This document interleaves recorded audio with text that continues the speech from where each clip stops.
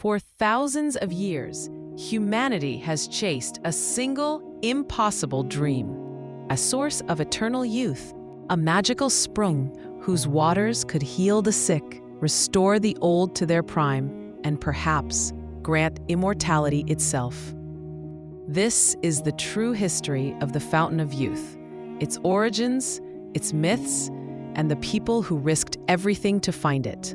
Long before Europeans gave it its famous name, the idea of life-restoring water appeared in cultures across the globe. In ancient Mesopotamia, more than 4,000 years ago, the Epic of Gilgamesh told of a magical plant lying deep beneath the sea, a plant that could make the old young again. But just as Gilgamesh found it, a serpent stole it away, and with it, humanity's chance at immortality. In classical Greece, around the 5th century BCE, the historian Herodotus wrote of a people in faraway Ethiopia who bathed in a spring that gave them lifespans beyond 100 years. In China, over 2,000 years ago, legend spoke of the peaches of immortality, ripening once every 3,000 years in the garden of the Queen Mother of the West. Taoist alchemists brewed shimmering elixirs, claiming they could halt aging itself.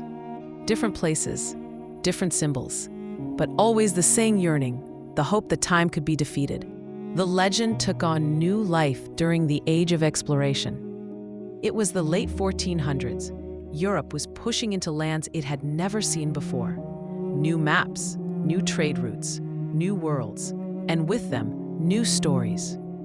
When Christopher Columbus returned from his first voyage in 1493, he brought tales from the Taino people of islands rich with gold and of waters with strange healing powers. Soon, Spanish conquistadors heard similar whispers: springs and rivers that could cure illness, waters that could restore youth.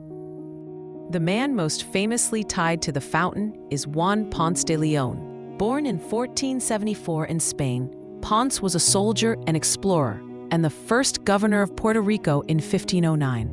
In 1512, King Ferdinand of Spain encouraged him to explore lands north of Puerto Rico. According to later accounts, written decades after his death, Ponce de Leon was seeking the Fountain of Youth. The story claimed he had heard of it from the indigenous peoples of the Caribbean, and that it was said to lie on the island of Bimini.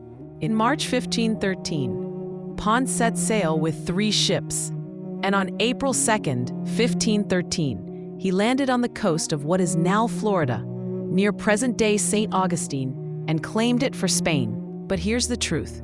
Most historians believe the fountain was not his true goal. The connection between Ponce de Leon and the fountain was likely a myth created later, perhaps as romantic propaganda. His real mission? Land and gold. Still, the image of the gallant conquistador searching for immortality was too powerful to fade. As decades passed, the fountain's supposed location drifted like the tides. Some swore it was in the Bahamas, hidden among turquoise waters. Others believed it was buried deep in the jungles of Central or South America, intertwined with the legend of El Dorado. Portuguese sailors told tales of distant islands in the Indian Ocean, where springs could make the old feel young again. Many of these tales may have been born from real mineral springs, places whose waters eased pain, improved health, and refreshed weary travelers. But as the stories spread, fact and fantasy blurred until no one could tell where truth ended and myth began. By the Renaissance, the Fountain of Youth became an allegory. Artists painted scenes where the elderly walked in on one side, bathed in magical waters, and emerged as youthful lovers on the other. In the 17th and 18th centuries, travel writers and poets wove it into exotic tales, and in modern times, the legend has survived in books, films, and even pirate adventures, from romantic novels to Hollywood blockbusters like Pirates of the Caribbean on Stranger Tides. Today, there is still a Fountain of Youth you can visit.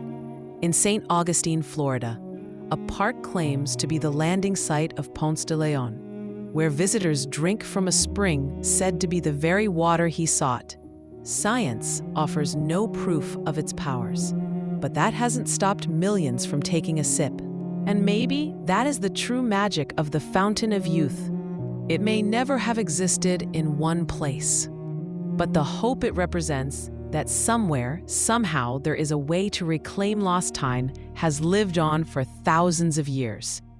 And perhaps that is a dream that will never grow old.